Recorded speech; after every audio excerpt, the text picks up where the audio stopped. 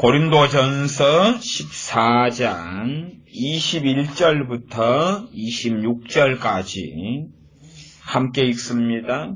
율법에 기록된 바 주께서 가라사대 내가 다른 방언하는 자와 다른 입술로 이 백성에게 말할지라도 저희가 오히려 듣지 아니하리라 하였으니 그러므로 방언은 믿는 자들을 위하지 않고 믿지 아니하는 자들을 위하는 표적이나 애언은 믿지 아니하는 자들을 위하지 않고 믿는 자들을 위함이니 그러므로 온 교회가 함께 모여 다 방언으로 말하면 무식한 자들이나 믿지 아니하는 자들이 들어와서 너희를 미쳤다 하지 아니하겠느냐.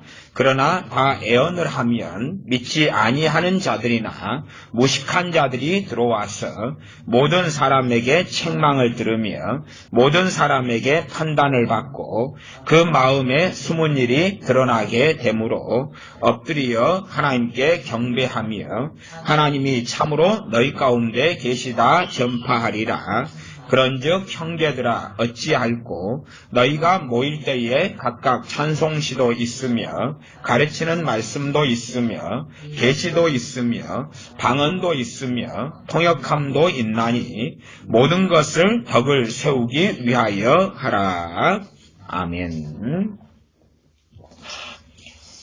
고린도전서에 중심되는 내용은 아주 많아서 고린도전서는 상당히 성경 가운데서 특별히 현 시대에서 신앙생활하는 우리들은 깊이 있게 관심을 가지고 볼 만한 내용이 되어집니다.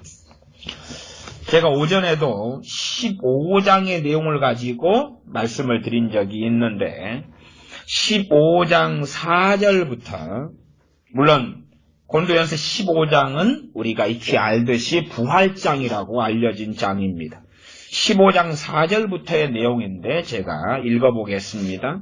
장사 지낸 바 되었다가 성경대로 사흘 만에 다시 살아나사 게바에게 보이시고 후에 12제자에게와 그 후에 500여 형제에게 일시에 보이셨나니 그 중에 지금까지 태반이나 살아있고 어떤 이는 잠들었으며 주님께서 부활하신 다음에 게바 베드로하고 만나주시고 12제자하고 만나주시고 그 후에 500여 형제에게 일시에 보이셨다. 부활하신 주님과 일시에 한꺼번에 만난 아마 최대 단위겠죠. 물론 맥시멈 모든 주님을 부활한 다음에 만난 모든 사람의 숫자가 500명이 아니라 부활하신 다음에 주님께서 한꺼번에 단체로 그냥 만나셨을 때가 500명이다 그 말이죠. 그리고 주님께서 당연히 하신 말씀은 너희가 이 성에 유하여 아버지 약속하신 성령님을 기다리라 그랬는데 우리가 아시다시피 마가의 다락방에는 몇 명밖에 없었습니까? 120명밖에 없었다. 그래서 500명 이야기를 제가 오전에 하였습니다. 고린도 교회는 주님께서 부활 승천하신 이후에 오순절 성령의 강림이 있고 예루살렘 교회 그리고 사도 바울 등을 통하여 유럽 지역, 소아시아 지역, 마게도냐 지역 곳곳에 교회가 세워집니다. 또한 흩어진 많은 하나님의 자녀, 주님의 제자들이 각 지역마다 복음을 전하고 교회가 세워집니다. 그 가운데 한 교회가 고린도 교회지요. 근데 고린도 교회는 다른 교회들하고의 상당한 차별성이 있습니다. 그 차별성은 뭐냐 그러면 어느 지역의 교회보다 성령님의 은사들이 풍성했고 많은 교회였다.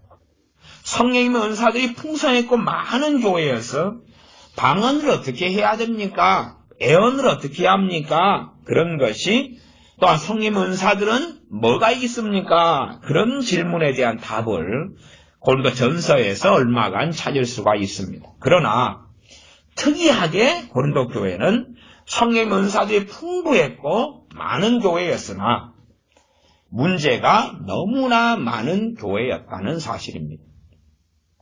로마 교회에게 은사에 대한 이야기는 별로 하지 않습니다. 물론 로마서 1장 같은 데 보면 내가 너희를 만나기를 심히 원하는 것은 어떤 신령한 은사들을 나누어 주어, 임파트, 나눠주다, 부여하다, 나누어 주어, 그래 임파테이션이라는 단어를 쓰죠.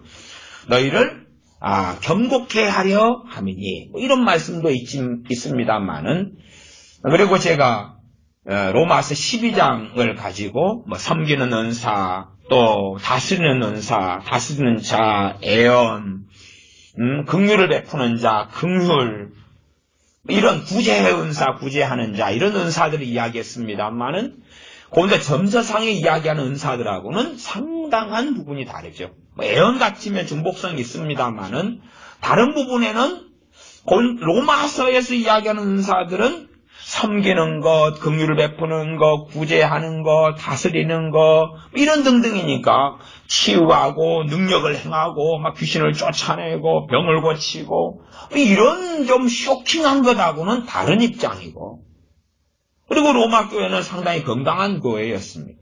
에베소 교회는 성령 은사들 이야기를 거의 꺼내지 않고, 빌립보 교회, 골로새 교회, 데살로니가 교회 거의 꺼내지 않습니다. 근데 고린도 교회는 그렇게 많이 꺼냅니다만은, 그리고 은사가 풍성한 교회였습니다만은, 그러나 뭐 쉬운 말로 하면 개판 5분 전인 교회였다. 그 교회가 고린도 교회니까. 뭐 우리가 지금 시대의 환상을 보고 꿈을 꾸고 애언을 하고 그것이 맞다고 해도, 그러나 결과적으로 뭐 한국의 교회들이 그렇게 따지면 영적으로는 개판 5분 전인 상태가 되고야 말하지. 그러면 우리가 생각해 볼 수 있는 전제는 몇 가지가 있습니다. 그 중에 하나는 은사가 우리를 완벽하게 만들어주지 않는구나. 나아가서 얼마든지 성령님의 은사를 오용하고 남용해서 내 멋대로 쓸 수 있구나. 신비지요, 신비지만은, 그러나 성령님의 은사가 받았다 해서 은사가 자동적으로 정확해지고 깨끗해지고 그 은사가 역사해서 우리를 세워주고 거룩해지는 게 아니구나. 고린도전서 12장은 성령님의 은사 나타나심을 주는 것은 너희로 하여금 유익해 하려 합니다. 유익을 주려고 성령님께서 은사를 나눠주셨다고 말씀합니다. 그 뜻대로 은사를 나눠주셨다 말씀해도, 그러나 고린도 교회는 그 유익을 거의 받지 못했습니다. 그리고 이상하게 되어져 버렸죠. 그렇기 때문에 고린도전서 2장이나 3장은 하는 말씀이, 너희는 육에 속한 자고, 너희는 영적으로 어린아이고, 너희는 영에 속한 자들이 아니고, 너희들은 바울파, 아볼로파, 게바파, 예수님파, 파당이 나누어져서 쌈박질하는 자들이고, 그리고 얼마나 문제와 심각함과 잘못이 많은지, 결혼생활의 잘못, 자녀교육의 부부생활의 잘못, 뭐 등등 난장판이 벌어지는 이 교회의 상황을 사도 바울이 말씀을 통하여 정리하면서, 그러면서 너희 가운데 이런 쫓아내버릴 자들이 많다. 이런 자들은, 여기 해당되는 자들은 교회 가운데서 쫓아내라. 이들은 누룩이다. 누룩을 두어봐야 누룩이 깨끗하고 거룩하게 되는 게 아니라 이 누룩을 깨끗하고 정리해야 된다. 그러면서 음행하는 자들, 우상 숭배하는 자들, 토색하는 자들, 막 이런 자들을 추방하라고 명령했죠. 그리고 한참 뒤에, 그게 5장의 말씀이고, 나중에 13장이 돼가지고 사랑은 오래 참고 온유하고 성내지 않고 뭐 등등을 말씀하죠. 그래서 성경은 정말 어려운 말씀과 쉬운 말씀이 혼재하고 공존합니다. 단단한 것과 부드러운 것, 적과 같은 말씀, 다시 너희를 젖으로 먹여야 되겠다, 젖으로 양육해야 되겠다고 사도 바울이 고린도 교회에게 이야기하죠. 그래서 어떤 면에서 고린도 전서의 말씀들은 젖과 비슷하다, 그렇게도 볼 수가 있는 거죠. 왜? 더 깊은 걸 이야기하면 알아먹지 못할 테니까.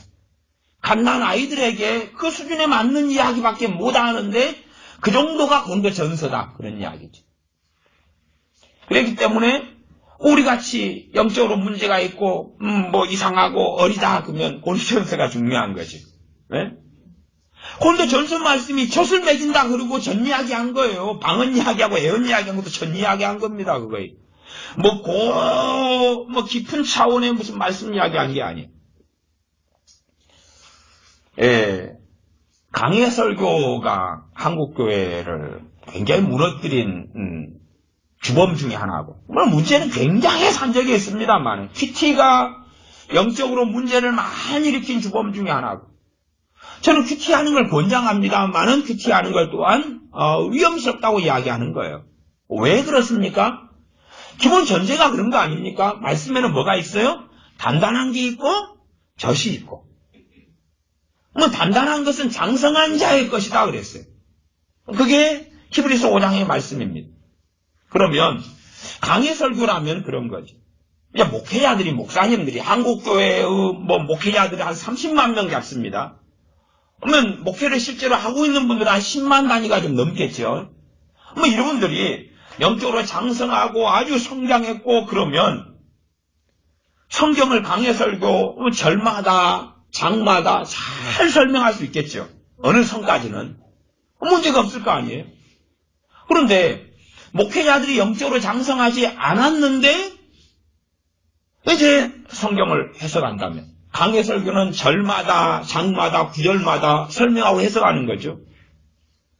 그러면 제대로 설명하지 않고 이상하게 해석하고 이상하게 다루는 것이 필연적으로 많아집니까? 적어집니까? 많아지죠. 당연한 거 아닙니까? 자기의 믿음의 분량과 믿음의 분수를 넘어서 버리고 말죠.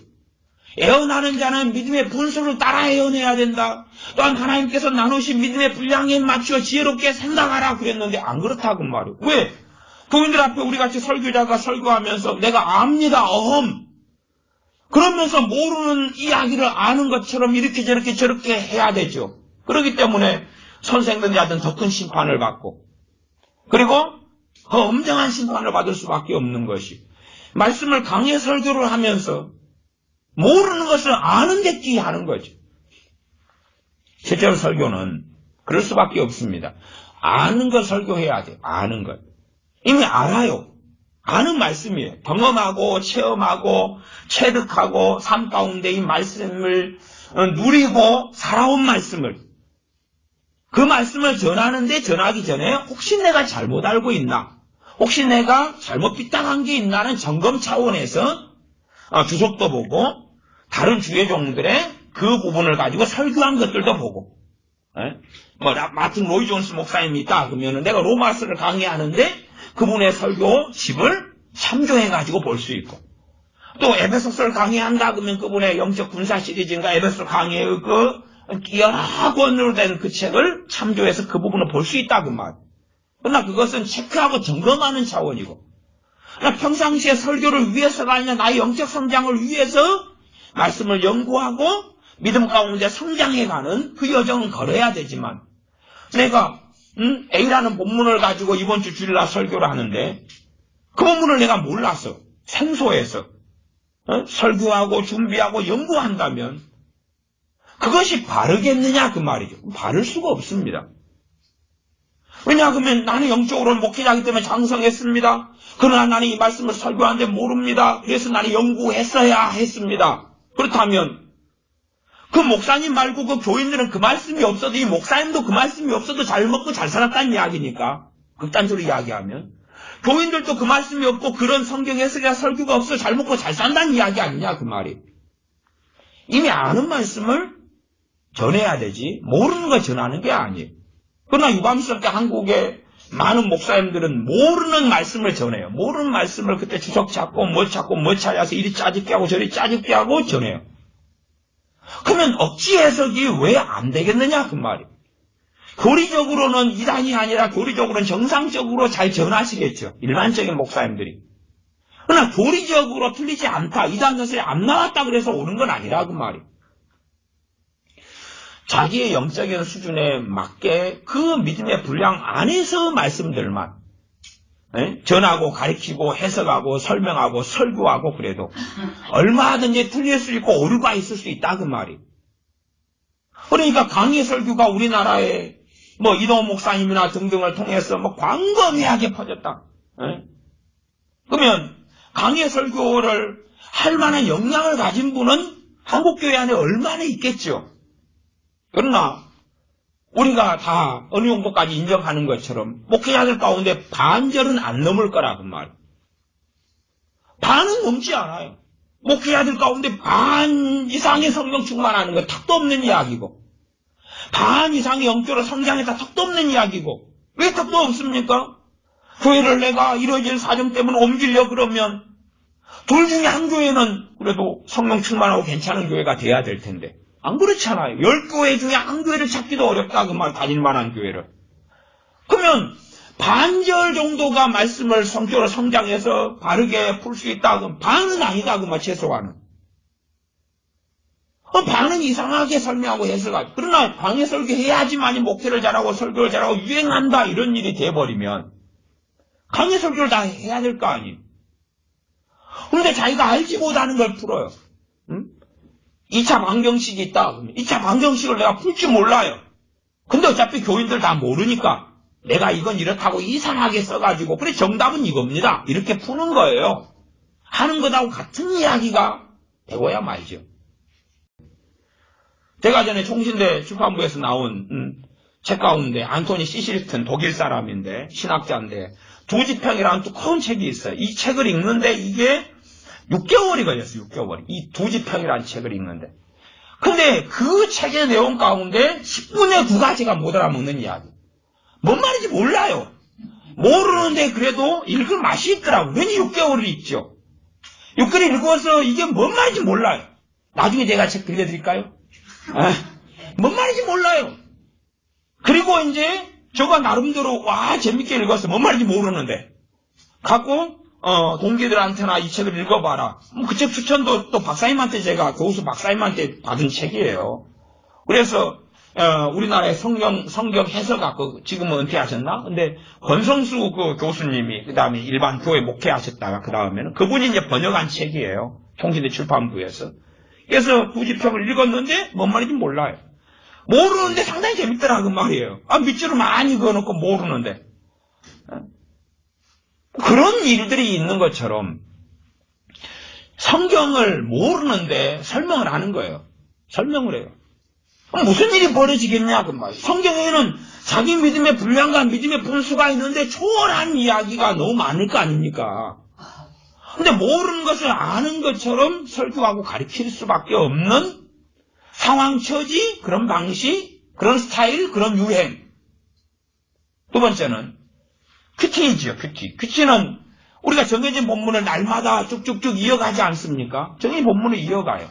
오늘은 이 A라는 본문, 그 다음날에 이어서 B, 그 다음날 이어서 C 그렇게 가죠. 그러면 당연히 큐티는 유행하는 건 그러지 않습니까? 영적인 어린아이에서부터 예수님 영접할 때부터 시작하는 겁니다.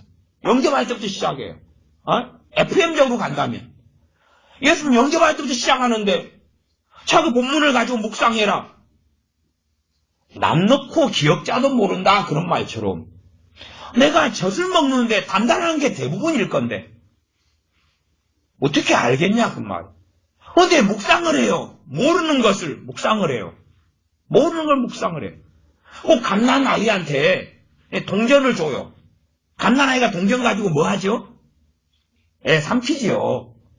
그래서 어떨 때 아이가 배가 안 고프다는 거예요. 이상하다. 이거 애가 병 있는 것 같아요. 동전이 또 많이 없어졌어요. 하고 엑스레이 찍어보니까 뱃속에가 동전이 그냥 20개인가 몇 개 들어가 있었어요.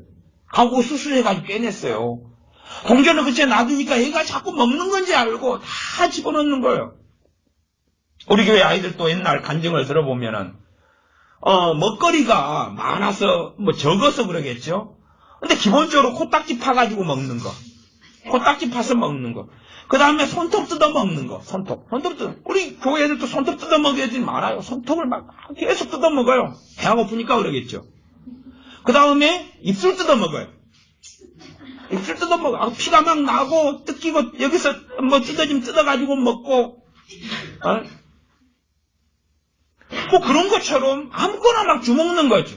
아이들이. 성경을 내가 알지 못하는 것을 묵상을 해요. 무슨 괴물, 무슨 몬스터, 무슨 결과를 내겠느냐는 거예요.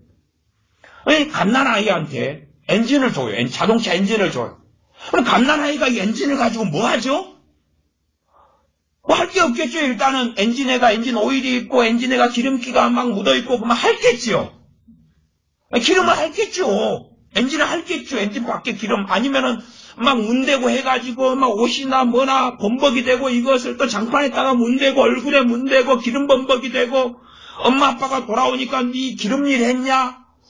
얘는 뭔 말인지 몰라 좋다고 웃고 집은 전부 다 기름 범벅으로 해놓고 그랬겠죠. 엔진이 아니면 부딪혀가 다쳐서 피가 흐른다든지 그런 거 아닙니까? 아니면은 성경에 뭐 비유적으로 수탄이 있었다. 폭탄이 있다. 폭탄이 용도에 맞게 쓰는 거잖아요. 적군을 물리치고. 그런데 이게 폭탄을 줬어요. 수탄이에요. 수탄을 딱 핀셋에서 뽑아가지고 탕 던져서 빵 터져서 아이가 죽었어요. 그러지 않겠냐 그 말이. 그러니까 성경을 묵상하는 건 너무나 중요한데 좋고 귀한데 성경을 강의하는 것도 너무나 좋고 귀한데 그러나 최소한은 우리가 자기의 믿음의 분량과 수준을 그 이야기 믿음의 분량 수준을 로마서 12장이 이야기합니다. 믿음의 분량과 수준을 알아서 자기가 못 먹는 것은 억지로 해석하지 말고 베드로후서에 말씀하잖아요. 베드로 사도가 무식한 자들이나 연약 굳세지 못한 자들이 억지로 말씀을 풀어가지고 멸망에 이른다고. 그런 참사와 참변들이 멸망에 이르러도 겉으로는 크리스찬이고 겉으로는 기독교인이지만 미혹된 상태 속에 깊이 들어가 버리는 거죠. 그건 알지 못하는 거죠. 그래서 최소한은 자기가 큐티하는 건 좋은데 내가 못 먹는 건 넘겨야 될 거 아닙니까? 그 부모들이 자녀를 생선을 구워서 주면 어린 자녀를 둔 부모는 생선을 가시를 발라주죠. 속살만 떼가지고 주지. 그러지 그냥 생선 가시가 있는데 그것을 그대로 주면 생선 가시가 목에 걸리고 피가 나고 침을 삼켜도 생선 가시가 이 목구멍에 걸려있고 그렇게 해도 되지 않습니까? 가시를 발라내죠.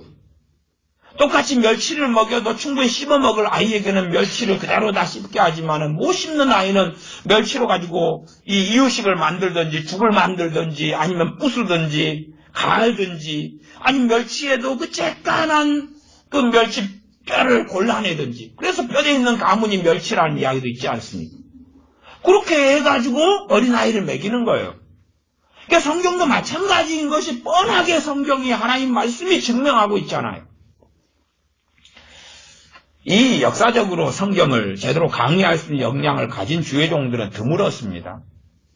성경의 주석 가운데 굉장히 가치 있는 주석 중에 하나가 매튜헬리 주석입니다. 매튜헬리 주석.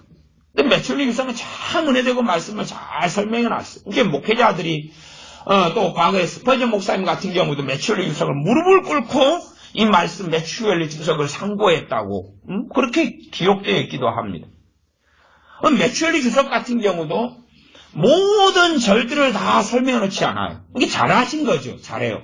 문맥 중심으로 해가지고 말씀을 깊이 있게 말씀을 해석해 놓고 설명해 놓지. 그렇지만 문맥 중심으로 하지 모든 절을 다 다루지 않고 그래서 매튜헬리 주석을 제가 간혹 볼 때 이 절에 대한 해석이 여기 있는가 하고 찾으면 그 절을 다루질 않아 버려요. 지나가 버려요. 이 난해한 이 절에 대한 설명이 있는가 하고 없는 게 너무 많아요. 왜? 문맥 중심으로 해가지고 설명을 하니까. 그래서 저는 매튜헬리 주석을 쓴 매튜헬리 그분이 너무나 영적으로 잘했다. 그리 평가하고 보거든요. 저가 실제로 최상의 주석으로 여기는 주석은 칼빈 주석입니다. 칼빈 주석. 칼빈 주석은 거의 대다수의 절들을 극단적인 부분이 없잖아 얼마 있지만 그러나 전반적으로는 얼마나 잘 해석하고 설명해내지 모릅니다. 그러니까 어지간히 좀 어려운 것이 내 마음에 쏙 들지는 않더라도 칼빈 주석을 찾아가지고 읽으면 대강 그래도 어느 선까지는 방향성 있게 해석을 해놓는 부분들을 발견해요. 거의 모든 절들을 해놨어요. 물론 그분이 인생이 한 54살밖에 안 사셨기 때문에 구약 같은 경우는 한 3분의 2 정도밖에는 주애를 다 못 따랐고 신약은 요한계시록부터 시작해서 좀 그 이상 몇 권까지 또 못 따는 부분이 있고 돌아가셨어요. 짧으니까 54시니까. 그렇지만은 성경의 주혜적으로는 했던 부분들은 정말로 잘했어요. 아마 마틴 로이 존슨 목사님, 영국의 이 웨스트민스터 채플인가요? 그 목사님 같은 경우는 역량이 아주 탁월하시니까 한 절을 가지고도 뭐 몇십 장의 분량의 설교를 하시고 말씀을 전하실 정도로 탁월하신 주의 종이죠. 그러니까 그런 역량을 가진 주의 종들은 역사적으로 적었다 그 말이죠. 근데 성경을 자의적으로 마음대로 해석하거나 퀴치를 할 때에 자기가 못 먹는 건 뼈를 골라내거나 아니면 우리가 소뼈 얼마나 맛있습니까? 물론 저는 안 좋아합니다만은 여러분은 소뼈를 가지고 막 보글보글 과가지고 그래서 거기에서 곰탕을 하시고 그렇잖아요. 얼마나 맛있게 잘 되십니까? 근데 소뼈를 가지다가 곰탕을 해 먹으려면 뭐 몇 시간씩 보글보글 끓여야 되지 않습니까? 소뼈를 갖다 놓고 여기서 어디 정점에서 소뼈 맛있는 걸 싸게 줬어요. 그래가지고 아들 니 하나 먹어. 그럼 아들이 소뼈를 핥고 막 물론 걔한테 바로 주면 걔는 좋아할 겁니다만은 그러나 아들한테 딸한테 남편한테 어머니한테 아버지한테 소뼈 하나씩 잠기면 소뼈를 하루 내내 그냥 이 생 소뼈를 막 밟고 핥고 있으니까 그래서 곰탕 국물이 나오고 그러지 않잖아요.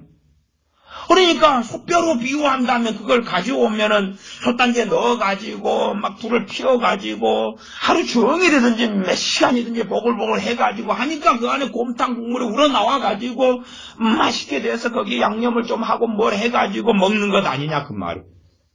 그러니까 어떤 것은 그냥 뭐 소고기가 있으면 바로 그냥 구워 먹어도 되고 아니면 생으로도 소고기 먹잖아요. 생으로도 이렇게 삭삭 해가지고 바로 먹거나 구워 먹거나 간단하게 먹기도 하고 어떤 소뼈 같은 경우는 과서 먹어야 될 정도로 말씀이 그런 거다 그 말이에요. 그러니까 그런 게 계속 하여 문제가 되죠. 성경을 극단적으로 해석하고 잘 해석할 수 없는 사람이 해석하고 역량을 넘어서 해석하면서 유추하고 이렇거나 저렇거나 하는 것이 아마 제가 신학대학원 때 영국의 성경론 논문을 번역하는 것하고 비슷한 것 같아요. 봉사 문고리 잡기인 거죠. 제가 그 성경론 논문을 번역할 때도 신학대학원 1학년 때 했으니까 정말 얼마나 봉사 문고리 잡기예요. 서로 간에 다. 너희들은 5년째 했는데 너희들이 못 알아먹냐? 우리는 영어가 짧아서.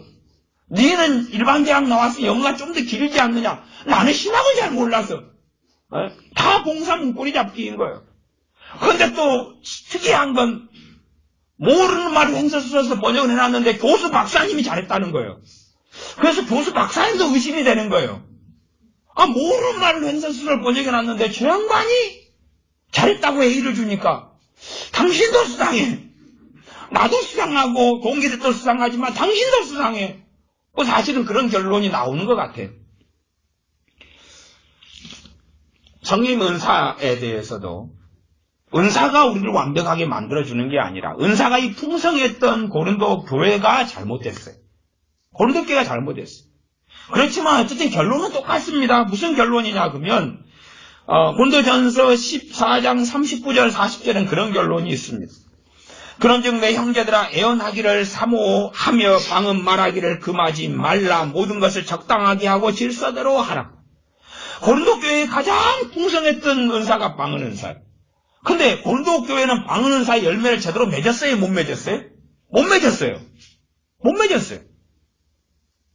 그러니까 이런 경우가 우리 한국 교회는 너무 많은 거예요. 네 방언하지. 30년 했다며. 나는 30년 못 했는데 난 니보다는 하나님 앞에 더 똑바로 살았어. 니보다는 하나님의 은혜와 복 속에 살았어. 니는 30년간 방언하면서 맨날 근심하지, 비난하지, 비판하지, 정죄하지, 우울증 걸렸지, 은혜도 없지, 침체 속에 살지, 자살해 죽고 싶지. 니 그래놓고 방언 30년이야? 그래, 니 방언은 가짜야. 아니, 가짜라고 말할 수가 없는 거지. 근데 문제는 최소한은 그분이 30년간 방언했어도 고린도 교회처럼 열매를 맺지 못한 거야.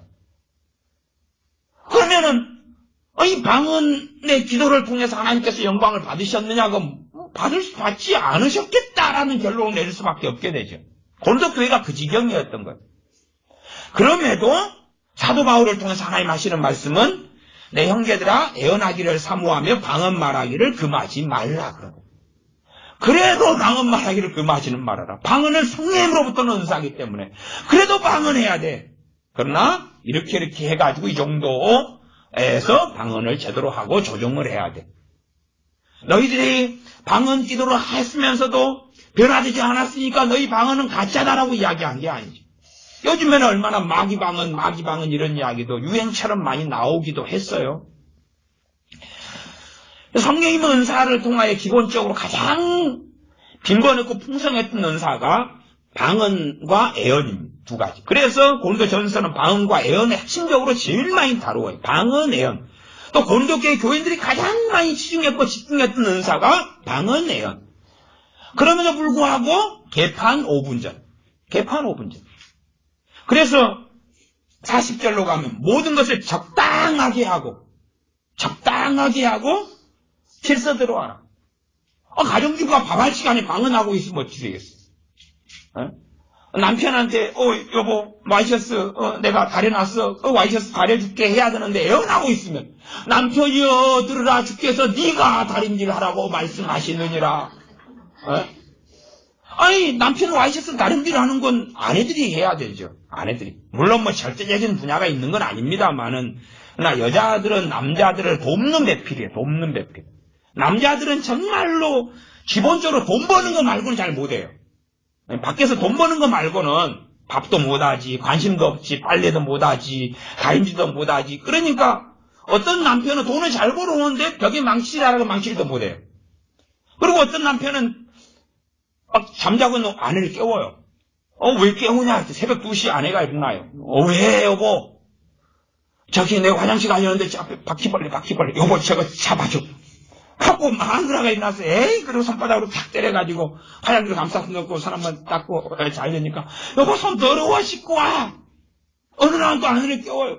왜? 옛날에는 참 많이 지네 있어. 지네 당신이 지네 잡아. 남자가 당신이 잡아야지. 무서워. 내가 돈은 내일 가서 벌어올 테니까 지네는 당신이 잡아줘. 이게 남자들이 사실은 뭘 못하는 경우가 굉장히 많아요. 이게 여자가 돕는 배필이죠. 어제 안 그러면 남자들이 남자니까 못질도 잘하고 남자니까 형광등 전기도 잘 만지고 남자니까 세탁기도 고치고 남자니까 냉장고도 고치고 안 그래요? 옛날에 유행했던 게 뭐냐고 네 대학 나오면 다 할 줄 알지? 대학 나오니까 네 냉장고 고쳐줘. 네 대학 나왔으니까 여기 전기가 앞선됐는데 이거 고쳐줘. 대학에서 그거 안 배우는데요. 대학 나오면 다 할 줄 알지. 이제 옛날 할머니들, 어머니들이 그랬어요. 대학 나오면 만능 엔터테인먼트가 된다고 생각했던 시대가 있었어요. 근데 안 그렇잖아요. 우리가 방언 기도를 한다 해도 바르게 하나님 앞에 할 때는 열매를 맺어요. 그러나 열매를 못 맺는다 해서 방언이 잘못된 거라기보다 뭘 돌아봐야 되냐 그러면 내가 말씀 앞에 바르게 주님 앞에 살지 않은 걸 돌아봐야 돼요. 뭐든지 간에 하나님과의 관계, 하나님 관계의 핵심은 기도와 말씀이요. 기도와 말씀을 통해 예배, 찬양, 하나님께 순종하여 살아가는 여정이죠. 그런데 그것은 엉망이 되고 그것은 문제가 있으면서 방언만 하고 애언만 하면 어떻게 될 거라고 생각한다면 이상하죠. 이 고린도 교회가 그런 것이 너무 많아서 기본적인 하나님 말씀도 잘 모르고 지키지도 않은 거예요. 근데 이 고린도 교회는 예배 때마다 뭘 하냐 그러면 예배 때마다 애언하고 방언하고 방언 통역하고 꿈과 환상, 계시를 이야기하는 교회였어요. 그래서 고린도전서 14장 26절에 보면 그런지 형제들아 어찌할꼬 너희가 모일 때는 예배 때에 그 말이에요. 예배 때에. 예배 시간에 각각 첫째는 찬송시가 있으며 우리식으로 하면 찬송가, 복음송가를 부른 거죠. 두 번째는 가르치는 말씀도 있으며 설교한 거죠, 설교. 말씀을 가르치고 전한 거. 가르치는 말씀이 있으면, 이까지는 우리하고 유사하죠. 세 번째, 계시도 있으며, 여기서 말씀한 계시의 기본은 애언이죠. 그러니까 앞뒤로 애언 이야기하고 있잖아요. 계시의 기본은 애언. 그 다음에 이제 꿈, 환상, 지식의 말씀, 영분별의 은사 등을 통해 나타나는 이 성령의 은사들의 발현. 이걸 계시라고 그래요. 성경적인 어떤 66권을 쓰는 것 같은 계시를 이야기한 건 아니라 성령의 은사들이 나타남으로써 그래서 분류하자면 계시적인 은사 이렇게도 성령의 9가지 은사들 가운데서 분류하기도 해요. 이 고린도전서 12장의 9가지 은사요. 로마서는 다스리는 은사, 다스리는 자, 그 다음 섬기는 은사, 섬기는 자 이래서 또 다른 은사의 리스트를 얼마간 전하죠. 고린도전서상의 9개에서는 계시의 은사들이라고 분류할 수 있는 은사들이 있어요. 그게 주로 이제 지혜의 말씀의 은사, 지식의 말씀의 은사, 영분별의 은사, 애언 은사, 또 방언 통역의 은사, 이런 은사들을 계시의 영역의 은사라고 이야기하는 그런 부분이라고 이해하시면 괜찮을 것 같아요. 너희가 모일 때에 그 계시가 있다. 이게 애언을 하는 거죠. 애언을 하고 꿈 환상 이야기를 하고 그걸 전달하고 이야기하는 거죠. 이것을 최소한 모일 때니까 주일날 예배 때 정도에는 곤독교회가 해왔다 그 말이에요. 근데 왜 바울 파고 바울로 파고 아볼로 파고 아니면 개밥하고 나는 예수님 파라고 하는 그 파당 속에서 이 곤독교회가 살아왔고 너희가 시기와 질투가 있은즉 어린아이가 아니리요 시기와 질투가 가득했고 분쟁이 가득한 교회가 됐느냐. 서로 재판을 거는 거예요. 세상에 나가 송사하는 거예요. 재판하는 교회. 교인, 집사님, 성도님, 권사님, 장로님이 세상 법정에 나가서 서로 고소하고 고발하고 재판했던 교회. 어쩔 수 없이 그런 재판을 할 수 있는 경우는 있습니다만은. 그러나 자기의 이익과 탐욕과 자기 욕심을 따라서 고소하고 고발하고 재판했어요. 별일이 다 있었던 교회죠. 그런 교회가 곤독교회예요. 근데 계시가 있었다. 애언했다 그 말 기본적으로. 방언했고 방언 통역했어요. 그 다음에 나오죠. 계시도 있으며 방언도 있으며 방언 통역함도 있나니 모든 것을 덕을 세우기 위하여 하라. 덕을 세우기 위하여.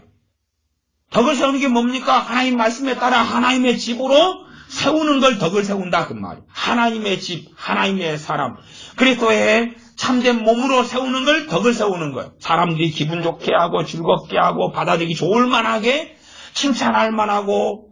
잘못 해석하는 사람들은 애언을 할 때 덕을 세우기 위해 하라 이렇게 극단적으로 봐가지고 그 사람들을 책망하지 않고 그 사람들 위로가 되고 소망이 되고 격려가 되는 방향으로 애언하는 것을 덕을 세우는 애언이다 이 거짓말을 해요. 헬라어를 몰라도 성경적인 상식만 알고 있으면 덕을 세운다는 게 뭔지를 이해하는데 그걸 이해를 안 해요. 그리스도의 몸으로 세워갈 때에 잘못된 것을 제거하고 치우고 그래서 애언에 대하여 그 앞에가 나왔잖아요. 애언. 24절 25절에 보면 그러나 다 애언을 하면 믿지 아니하는 자들이나 무식한 자들이 들어와서 모든 사람에게 뭘 받아요? 책망을 받아요. 위로를 받아요? 아니 책망을 받아요. 책망을 받으면 둘 중에 하나죠. 성길라스 나가거나 회개하거나. 책망을 받으면 모든 사람에게 판단을 받고 뭘 받아요? 판단을 받아요. 불신자가 들어와서 애언을 하면 그 사람의 숨은 일을 드러내버리는 거죠. 25절에 그 마음에 숨은 일이 드러나게 됨으로 엎드려 하나님께 경배하며 하나님이 참으로 너희 가운데 계시다 전파하리라. 애언이 어떤 것인가를 이야기해요. 불신자에게 있는 애언이 어떤 것인가를 정확하게 보여주죠. 그런데 불신자를 위한 애언은 없고 신자를 위한 애언이 있는데 그가 육적으로 살아가고 세속적으로 살아가도 하나님이 당신과 함께 하시며 당신의 앞으로의 일은 좋은 일이 있을 것이다. 그러는 둥 어쩌는 둥 그런 애언들만 난무하는 식으로 잘못되게 한다면 얼마나 어리석느냐. 그런 대표적인 교회가 어느 교회였겠느냐는 곤독교회였죠. 곤독교회였죠. 아니면 판단하고 비판해도 성령으로부터 오는 게 아니라 그런 판단이 아니라 그런 애언이 아니라 정욕적으로 상대방을 정죄하기 위하여 상대방을 비하하기 위하여 상대방을 멸시하기 위하여 깎아내리기 위하여 하는 애언 속에서 책망도 있을 것이고 비하도 있을 것이고 뭔가 일을 했다고 그러고 그래서 과거에 유행했던 애언 중에 어떤 애언도 있냐 그러면 교만. 제가 아는 어떤 권사님은 사사건건 만나는 사람한테 애언했는데 맨날 그 사람 교만하다는 거예요. 맨날 하나님이 당신 교만하다 합니다. 그러면 이제 묻죠. 뭐가 교만하다고 합니까? 회개하려고 정말 뭐 고쳐야 돼 교만한 거 있으면. 근데 그 내용은 모르는. 그건 몰라요. 교만하다 합니다. 어느 부분에서요? 뭐가요? 그건 더 이상 말을 못해요. 모르니까 자기도. 숨은 일이 드러나려면 당신이 어떻게 삶을 살아왔는데 그 부분이 교만한 거라고 주께서 말씀하십니다. 그런다든지. 구체적인 건 없어요. 교만하다 겁니다. 결국은 그렇게 자꾸만 다니는 사람만이 교만하다 그런다는 이야기 거꾸로 누구는 겸손한 겁니까? 자기는 겸손하다 높이려는 의도성을 발견할 수밖에 없는 거죠. 그런 것처럼 꽤 그럴듯하게 말하는 것 같아도 다른 이야기를 하고 다니는 것처럼. 그래서 이 은사가 풍성했던 본덕교회인데 그 은사가 바르게 주님 앞에서 사용됐다면 이 교회에는 성령 역사가 있었고 은혜가 있었고 말씀 앞에 섬이 있었고 하나님을 기쁘시게 하는 어떤 일이 있어 왔겠죠. 그러나 그 은사를 오용하고 남용하고 잘못 사용함으로 고린도교회는 파탄지경성에 들어갔고 그리고 대다수의 사람들이 자신은 책망의 대상이 됐고 그 가운데 어떤 사람들은 누룩으로 판명났고 그리고 쫓겨났다는 이야기예요. 암도 마찬가지잖아요. 어떤 암은 치료할 수 있는 암이에요. 어떤 암은 죽음을 준비해야 되는 암이에요.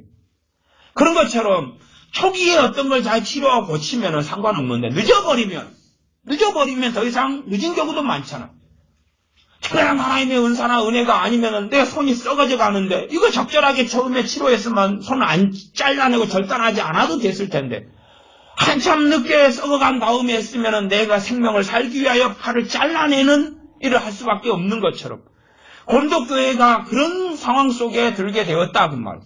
그들이 사용했던 하나님께 드리는 방언 은사가, 방언 기도가, 그들이 했던 예언이, 그들이 받았던 계시가 과연 어떻게 되었겠느냐? 거기에 독약과 독소와 오염물과 더러움과 꾸정물이 범벅이 된 그런 계시, 그런 예언이지 않았겠느냐 그 말이에요. 사실은 그런 상황이 한국교회 상황하고 우리들이 겪는 상황들하고 너무나 유사한 거예요. 우리는 범벅이 됐는데 그러면서 방언하고 있으니까 우리는 거룩합니다. 보십시오. 계시를 받는 사람, 예언한 사람이 많으니까 우리는 거룩하고 깨끗하지 않습니까? 뭔가에 계시받고 꿈을 환상을 보기 때문에 나는 영적으로 건강합니다 하는 거짓말 속에 있는 거죠. 그래서 고린도교회에게 성령 은사를 가르치는 곳은 어쨌든 이 고린도교회의 대다수가 성령 은사들을 경험하고 있었던 거예요. 유익을 주기 위한 은사가 유익은 나타나지는 않고 해를 끼치는 거죠. 간혹 음주운전 사고로 인해서 불의의 사고를 당하는 사람들을 우리가 듣습니다. 보기도 하고 가까운 친척 가운데 그런 사람이 있기도 합니다. 그러면 자동차라는 것은 음주운전을 해서 무고한 사람을 상해를 입히고 죽이는 데 쓰려고 만든 게 아니죠. 유익을 얻으려고 자동차를 구입하고 사고 만든 겁니다. 테러를 일으키거나 음주운전해서 사람을 깔아뭉개서 죽이거나 하는 데 쓰려는 게 아니죠. 그러나 오용하고 남용된 거죠. 그래서 잘못된 일이 벌어지지 않습니까? 과거에 미국에 9.11 테러가 있을 때 그 비행기가 사람을 운반해서 실어 나르기 위한 또한 특수한 목적을 위한 비행기를 그것을 갖다가 빌딩에다가 들이받아가지고 사람을 죽이는 테러에 쓰이는 게 잘못된 오용과 남용이죠. 그런 것처럼 성령님의 은사들을 오용과 남용하는 경우가 너무 많다 그 말이에요. 그러나 극단적인 사람들은 은사를 내가 받았으니까 이 은사가 나를 거룩하게 할 것이야. 이 은사가 나를 바르게 세울 것이야. 그리고 은사를 받은 다음에 은사의 과대 망상에 사로잡혀서 그 길을 걸어가기도 한다 그 말이에요. 최소한은 성령 은사들을 많이 받았으나 그러나 이 교회가 너무나 더럽게 되어버렸구나. 그리고 이 누룩이 온 떡덩이에 퍼지는 것처럼 심각하게 퍼져가고야 말았구나. 요즘 시대에는 떡국이라 아니면은 떡이나 이런 것이 곰팡이가 쓸고 좀 오염되면 요즘엔 다 버려버리죠. 옛날에는 아까워서 버리지 못하고 떡 같은 거면 다 씻어내죠. 씻어내서 다시금 해가지고 떡국 같은 것도 막 씻어내가지고 다시 끓여가지고 다시 또 씻어내고 그 다음에 이제 해먹고 그렇게 하니 빵 같은 거 곰팡이 쓴 건 다 뜯어내고 남은 걸 먹지요. 지금은 다 버리죠. 배가 부르니까. 근데 어쨌든 점점점 이 누룩이 퍼지고 곰팡이가 퍼져버린 다음에는 더 상황이 심각하게 되어버린 교회가 고린도교회입니다. 그러면 우리가 성령의 은사들에 대한 이해도 참 잘해야 되고 성령의 은사를 알아야 된다 그런 게 아니라 이 전제들을 파악을 잘해야 되겠죠. 이 전제들이 성령의 은사가 나를 변화시키는 게 아니다. 그러나 성령의 은사를 받아서 주님 앞에서 바르게 살아가면 그 은사들을 통하여서 나로 하여금 주님 앞에 섬기고 주님을 영화롭게 하는 삶을 쉽고 가볍게 해주는 그 은혜가 나타나죠.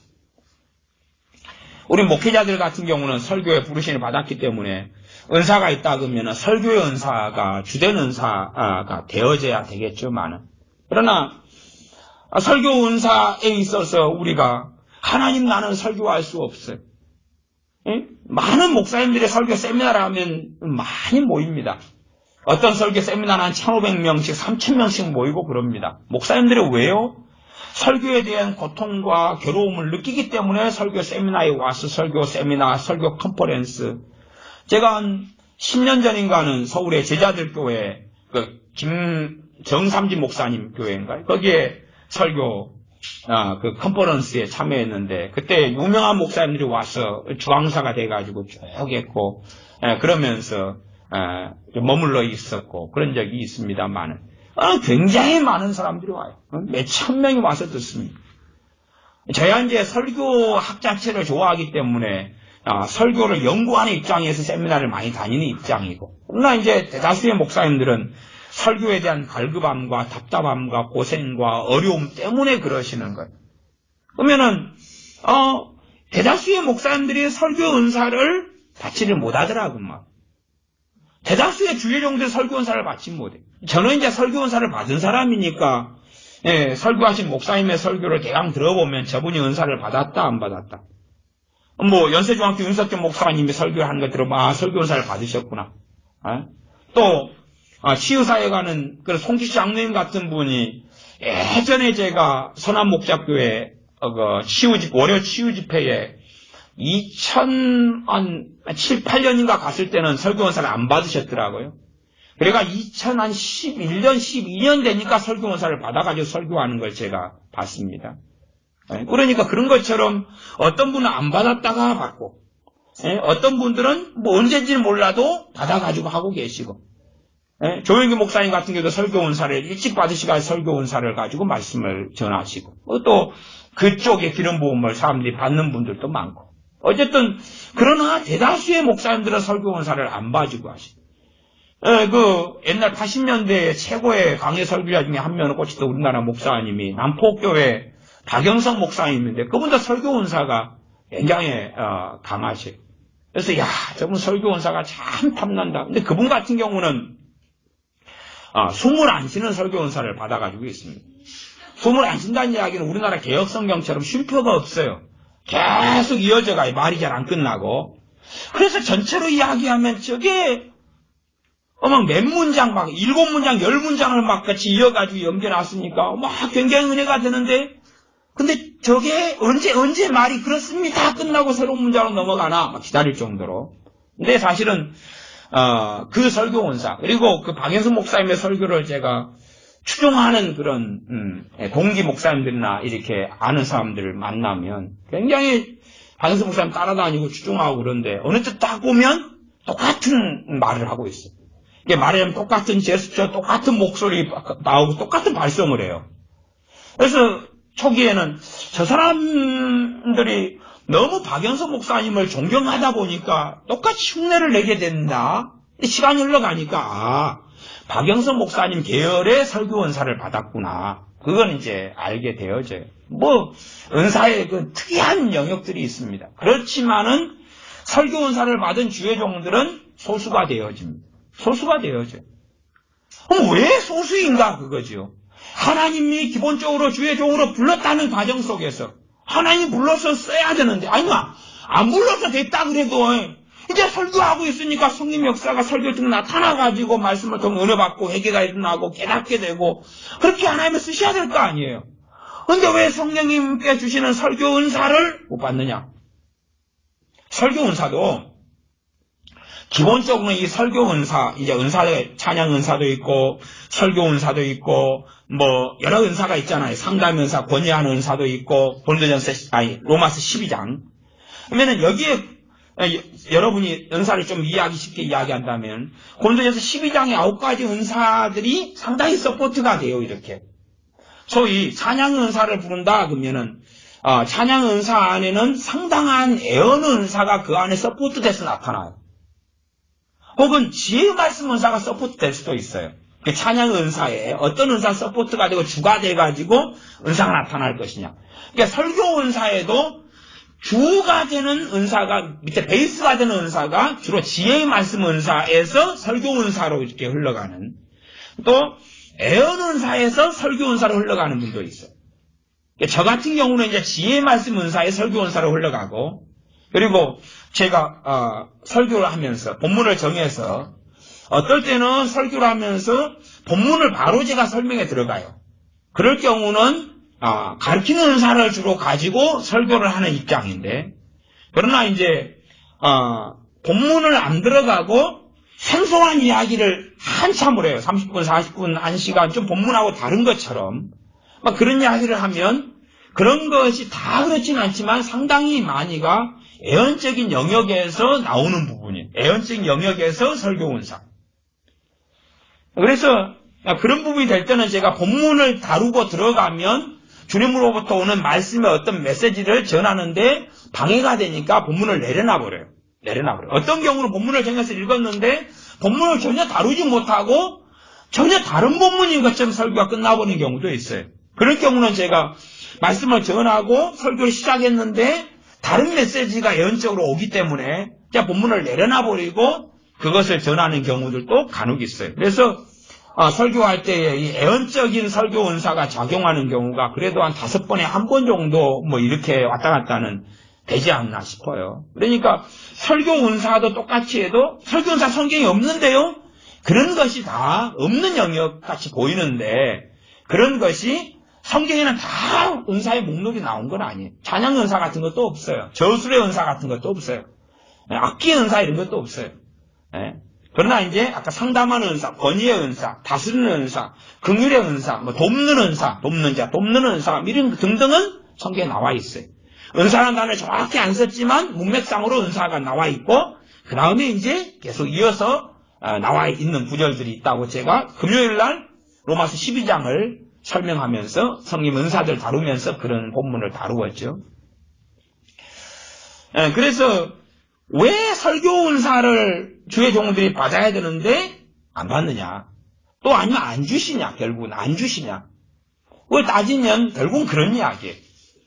어떤 이야기냐 그러면 제가 설교를 91년에 시작했어요. 설교 은사를 제가 95년에 받았습니다. 이제 갭이 4년이에요. 4년. 91년, 92년, 93년, 94년. 그리고 제가 설교를 나름대로 91년, 92년, 93년, 94년에 많이 하고 살았어요. 설교를. 특별히 이제 초반에는 제가 군에서 군종병으로 있어가지고 설교할 시간들이 있고 기회들이 있고 말씀 복음을 전해야 되고 병사들을 모아놓고 제가 집회같이 해야 되고 이런 상황들 속에 있었기 때문에 교회에서 제가 설교를 목사님이 이렇게 좀 선생님이 설교를 맡아가지고 해달라 그런 오대에서 설교를 시작했지만은 설교를 하게 되는데 그때에 몇 년 동안 굉장히 고통을 많이 받았어요. 제 개인적으로는 고통을 많이 받았어요. 많이 받아서 93년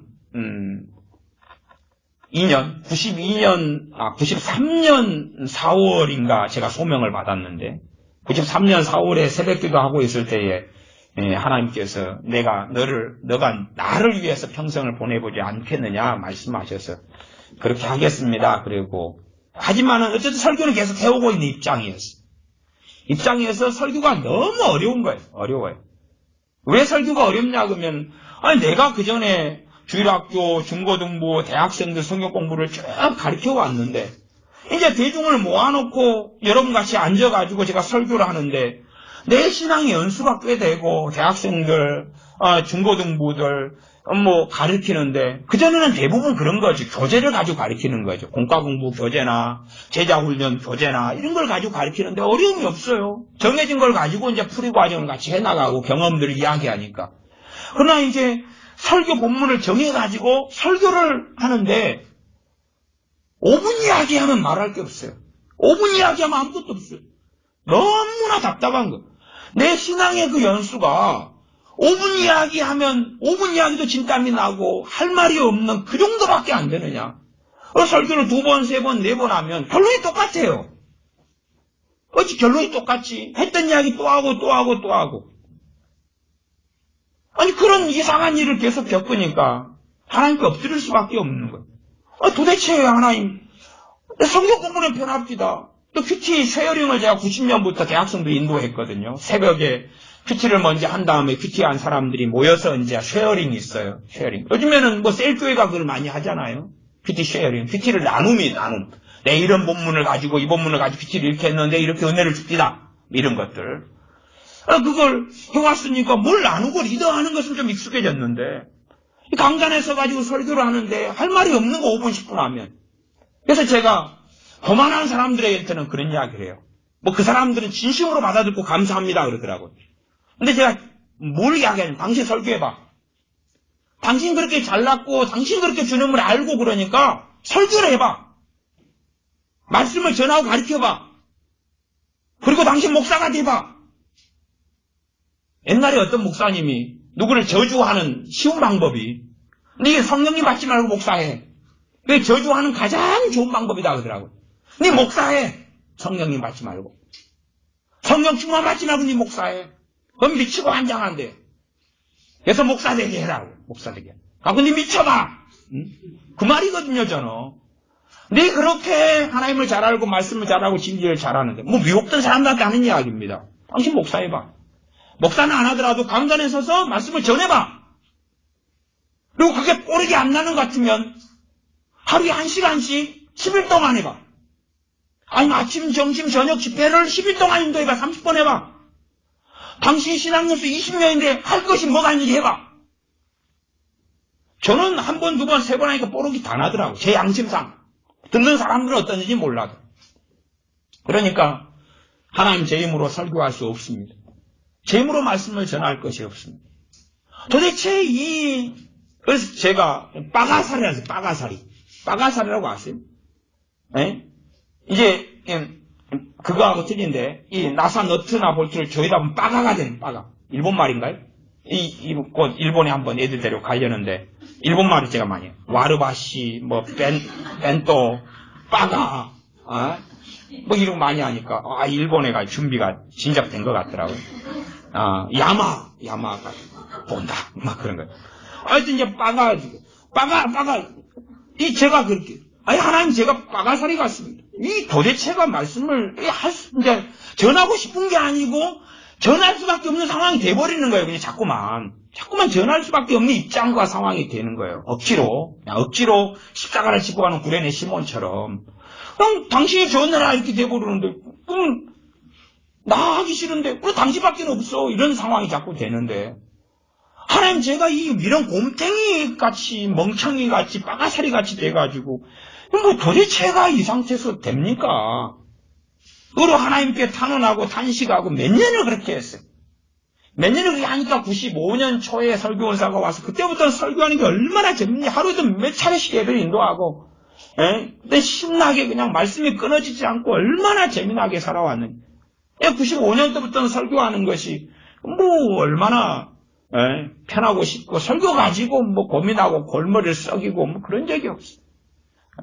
뭐 토요일날 누구는 말씀 준비하고 뭐 한다 뭐 그런 것도 없고 금요일날 뭐 그런 것도 없고 뭐 그냥 맨날 휴가고 쇼핑이고 뭐 쇼핑이다 그럼 이상하지 뭐 어쨌든 뭐 편하게 살아요. 하나님 말씀 앞에 또한 하나님 앞에 내가 해야 될 사명과 일에 대해서 또 내 억지로 짊어지고 가는 구레네 시몬 같은 십자가 앞에서 하나님께 내가 내 힘으로 할 수 없다고 엎드릴 때 일반적으로 성령 은사들이 주어지는 거예요. 그렇기 때문에 재능 있는 사람들은 성령 은사 받기가 어렵죠. 재능 있는 사람들. 왜냐하면 내가 재능이 충분히 있는데 재능이 충분히 있는 사람이 왜 하나님께 엎드리겠어요? 이 찬양을 리더하는 분들도 마찬가지죠. 내가 찬양 재능이 충분히 있어요. 음악성이 충분히 있어요. 근데 하나님께 엎드려서 찬양 은사를 받을 필요 없잖아. 음정밖에 잘 맞추지, 목소리 깨꼬리 같지. 그러니까 찬양 은사를 받을 필요 없잖아요.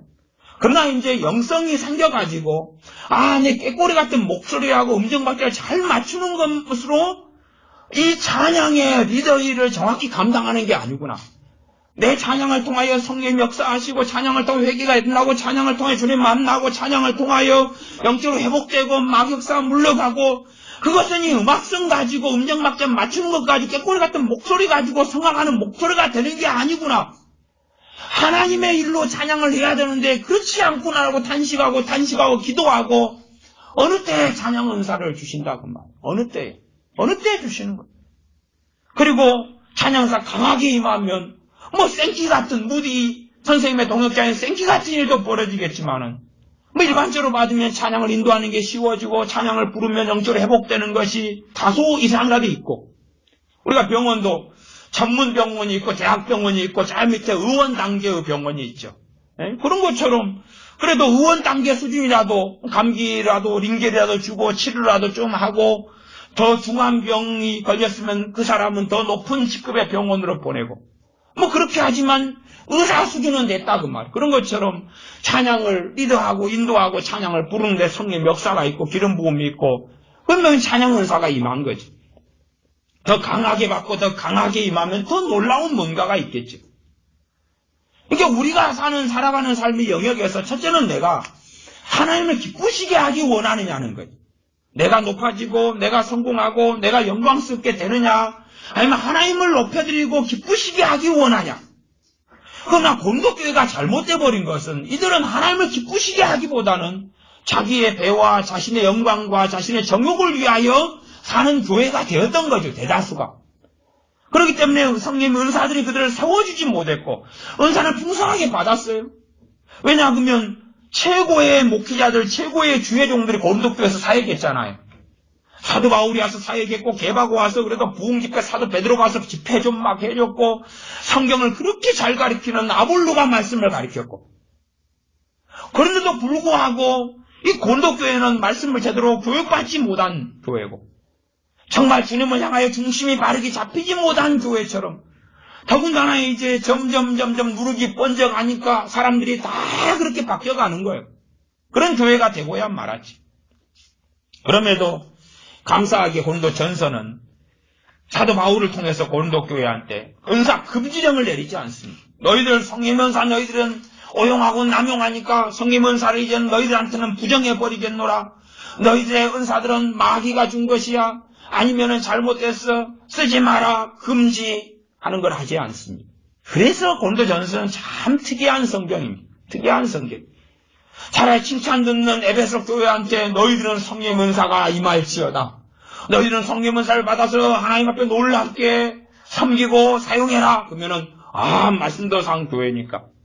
하지만 고린도 교회는 잘못 산 교회인데 오히려 다시 권면하기를 내 형제들아 애언하기를 사모하며 방언 말하기를 금하지 말라. 이 고린도 교회가 했던 대부분의 애언은 오용하고 남용하고 잘못됐는데 그런데 애언하기를 사모하라니. 그래서 성경은 참 짧으니까 망정이지. 길면 사도 바울도 할 말이 엄청 많을 거예요. 엄청 많을 거예요. 변론하고 변증하고 너희 같은 너희들은 애언 사모하면 안 돼. 너희들한테 사모하라는 거야. 뭐 이런 식으로 말하지 않았을까 싶어요. 짧으니까 이제 말씀 그대로 애언하기를 사모하며 그래요. 그럼 이 잘못된 사람을 가진 사람이 이걸 회개하고 오늘도 전서의 말씀을 제대로 받지 않고 안 고친 사람들은 애언하기를 사모하라는데 이제 더 잘못된 애언으로 가는 사람도 있겠죠. 그런 사람도 있을 거예요. 말씀을 통해. 그래서 사도 바울은 말씀을 쫙 풀어요. 쫙 풀어요. 마지막에 부활장으로 왜 마칩니까? 부활을 왜 기다립니까? 부활을 기다리면 부활 앞에가 뭐가 있죠? 죽음이 있습니다. 죽는 걸 기다리고 그 다음에 주님 재림하실 때 부활하는 거죠. 그러니까 죽음 다음에 부활인 거예요. 인생이 짧은 생애고 헛된 생애고 짧은 인생을 안개처럼 그림자처럼 살다가 가고 그렇기 때문에 우리가 고대하고 바랄 주님의 재림 때의 부활을 고대해야 하는 거죠. 세상에 소망을 주지 않는 것을 장황하고 길게 이야기하면서 있는 것입니다. 그리고 우리의 삶, 우리의 문제, 우리의 어려움의 초점이 아니라 예수 그리스도의 부활에 초점을 맞추면서 그러면서 성경이 15장으로 마무리가 되는 거 아닙니까? 16장으로 마무리되죠. 우리의 삶 속에서 성령님의 은사들을 우리가 구하고 사모해야 됩니다. 그러나 내 영광을 구하는 삶 속에서는 성령님의 은사들이 임한다 할지라도 우리는 이상하고 잘못된 방향으로 흘러가고 변하고 맙니다. 오히려 성령님의 은사들에 대한 이야기는 고린도 전서에서 거의 대부분은 침묵하고 침묵하죠. 왜요? 병 고치는 은사를 어떻게 받냐, 어떻게 사역하냐, 능력하는 은사가 어떻게 나타나고 어떻게 사역하냐, 어찌냐 저찌냐 이야기 전혀 함구합니다. 기껏해야 좀 이야기하는 게 애언에 대해서 얼마, 방언에 대해서 얼마. 그리고 나머지 고린도전서의 16장의 말씀 가운데서는 대다수는 가정생활 어떻게 하냐, 주인과 종의 관계가 어떻게 하냐, 결혼은 어떻게 하냐, 또 잘못된 삶은 어떻게 되냐, 판단을 어떻게 해야 되냐, 왜 판단 안 하느냐, 너희들 잘못된 것을 이걸 정리해야 된다, 이러이러한 쫓아내야 된다, 사랑은 어쩌냐, 부활은 어쩌냐, 이렇게 간다 그 말이에요. 그러나 사람들은 아마 사도 바울을 통해서 이 계시 좋아하고 애언 좋아하는 사람은 어이 사도 바울님 오셔서 애언 집회 한번 해보십시오. 애언 컨퍼런스 한번 해주십시오. 애언 각자의 애언 좀 해주십시오라고 부탁하겠죠. 그러면 점점점 잘못된 길로 걸어가는 겁니다. 12절로 가면 12절 정도만 읽고 말씀을 마무리해 가겠습니다. 고린도전서 14장 12절입니다. 그런즉 너희도 신령한 것을 사모하는 자인즉 교회의 덕 세우기를 위하여 풍성하기를 구하라. 너희도 신령한 것을 사모하는 자인즉 신령한 것은 은사들이죠. 성님 은사들을 사모하는 교회가 고린도 교회예요. 거기에 이제 교회의 덕 세우기를 위하여 풍성하기를 구하라. 근데 사람들은 풍성하기는 뭡니까? 자기에게 풍성을 이야기하는 게 아니에요. 저 형제들에게. 그리고 고린도전서 12장이 말씀하는 것처럼 다 방언하는 자겠느냐, 다 통역하는 자겠느냐, 다 병 고치는 자겠느냐, 다 애언하는 자겠느냐. 지체됨이 있다고 말씀한 거죠. 각 지체됨으로써. 이렇게 풍성함이라는 것은 자기의 풍성함을 이야기하는 게 교회 안의 풍성함을 이야기해야지. 그러나 사람들은 내가 뭔가를 받는 것, 내가 뭔가를 쓰임받는 것에 몰두하고 살아갑니다. 그런 이기성 속에, 이기심 속에, 탐욕 속에, 정욕 속에 들어가서 오히려 그런 사람들에게 말씀이 역사하지 않지. 최고의 교사들이 고린도교회 교사들이었잖아요. 사도 바울이나 아볼로나, 베드로 사도나. 근데 왜 말씀을 못 배워서 젖먹이가 됐나요? 안 가르쳐줬어요? 가르친 말씀은 왜 안 깨닫고 말씀을 못 먹고 못 섭취하고 고린도교회가 성장하지 않았나요? 베드로 사도가 왔었고 사도 바울이 거기에서 교회를 세웠고 말씀을 1년 반씩 가르쳤고 증거했고 아볼로가 그 말씀을 해박하게 잘 가르친 주의 종이 목회했고 왜 그렇게 됐죠? 그들의 심성이 바르지 않았기 때문에 전해지고 증거된 말씀이 마음속에 들어올 수 없었다는 사실이죠. 뿌리내릴 수 없었죠. 그래서 그들은 영적으로 성장하지 않아서 젖먹이가 됐고 어린아이가 됐어. 그래서 살아가는 거예요. 살아가는데 그들은 뭔가가 나타나는 거예요. 뭔가 계시를 받는 거예요. 뭔가가 애언이 나타나는 거예요. 그러니까 자기들은 온전하고 섰다고 생각했죠. 아마 사도 바울의 고린도전서 서신을 받고 충격을 받은 교회가 고린도 교회일 거예요. 충격을 받은 교회가. 너희들은 젖먹이다. 왜 충격을 안 받았겠어요? 전에 어떤 데서 집회를 했을 때에 제가 이 고린도전서 3장 말씀 가지고 너희 가운데 시기와 질투가 있으니 너희가 어린아이가 아니리요. 이 말씀을 가지고 성령님께서 말씀을 전하라 그러시더라고요.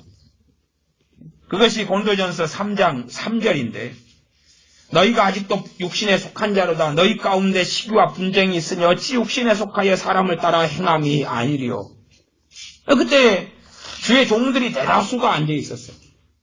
그래가지고 주의 종들이 어떤 모임을 하고 있었는데 시기와 질투가 기본 컨셉이었어요. 성령님께 그걸 전하라 그러시죠. 그래서 시기와 질투를 하는 그들에 대해서 당신들이 하나님 일을 한다고 그렇게 하지만 당신들이 어떻게 주의 종의 반열이 될 수 있느냐? 당신들은 영적으로 어린아이다. 뭘 알지도 못하면서 어린아이가 양복을 입고 서가지고 주여 성령이 맛이 없어서 그러고 있는 꼴하고 뭐가 다르냐? 그리고 이제 성령 목사로 설교를 하고 말씀을 전했더니 그때 참 놀라운 현장도 봤는데 사람들이 말씀 듣다가 쓰러져 버리는 거예요. 막 절도하고 쓰러지고 거꾸러져 버리고 말씀 듣다가 나는 그래서 이제 사람이 죽는다 그렇게 생각 안 했지만은 말씀을 증거하는데 사람들이 막 쓰러지고 통곡하고 가슴을 치고 막 그냥 울고 막 뒹굴고 그걸 봤어요. 이야 정말 회개가 일어나는구나. 이게 하나님 일을 한다는 사람들이 모여가지고 있는데 시기와 질투가 컨셉이고, 그러니까 영적인 어린아이라고 이제 성령이 전하라는 거예요. 그래서 이 고린도전서 3장의 말씀을 전했을 때에 참 하여튼 뭐 지금까지 그런 장면은 못 본 것 같아요. 딱 한 번, 그냥 제가 사역자들이나 말씀을 전할 때 딱 한 번을, 평생의 목표가 아닌 일인데,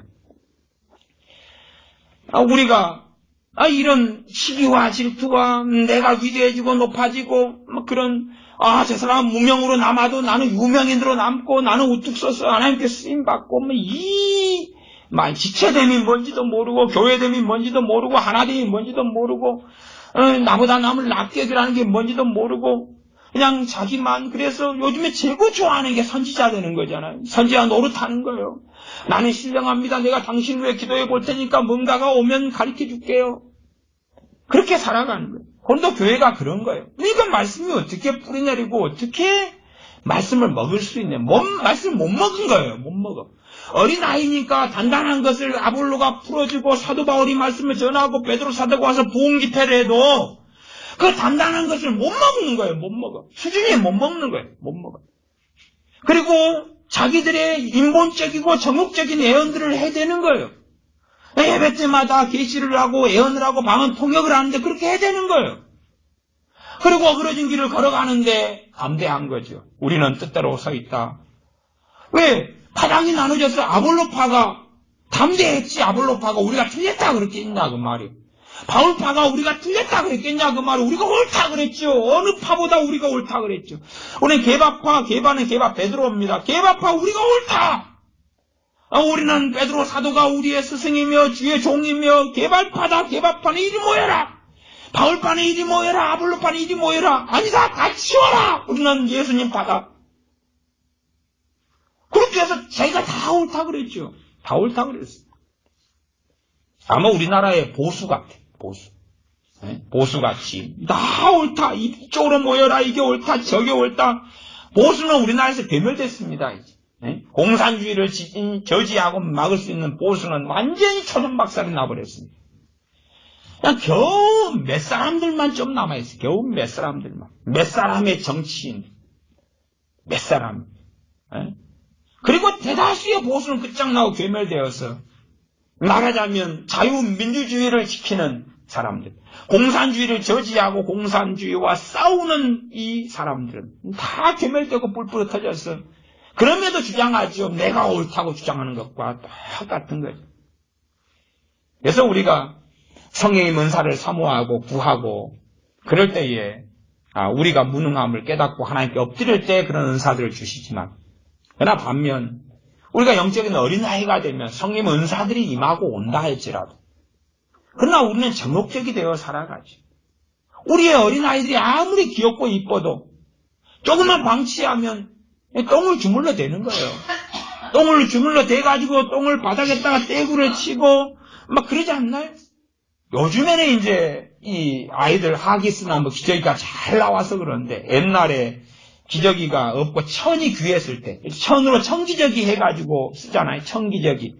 그다음에 청기저귀 해가지고 노란 고무밴드로 해가지고 청기저귀 쓸 때, 청기저귀 적은 사람은 애들 깔딱을 벗겨놨어요. 깔딱을 벗겨놓은 건 알죠? 애들 옷을 안 입혔어요. 우토리만 입히고 밑에는 없어요. 하체는. 그러니까 애가 이리 앉아서 굴러다니다 그래서 똥을 싸요. 그래서 엄마가 좀 방치하고 안 봐버리면 똥이 퍼질러지게 이제 설사처럼 쫙 이렇게 젖똥이죠. 이렇게 쫙 하면 애가 그때부터 뭐예요? 좋다고 이제 진흙장난처럼 하고 놀아요. 자기가 싼 똥 위에서. 응? 얼마나 애는 귀엽고 이쁘고 순진하고 깨끗합니까? 그러나 갓난 젖먹이니까 이 똥을 가지고 막 장난하고 노락질하고 놀아요. 요즘에 그래서 엄마들은 복 받은 줄 알아야 돼요. 기저귀가 잘 나오니까 똥이 새질 않잖아요.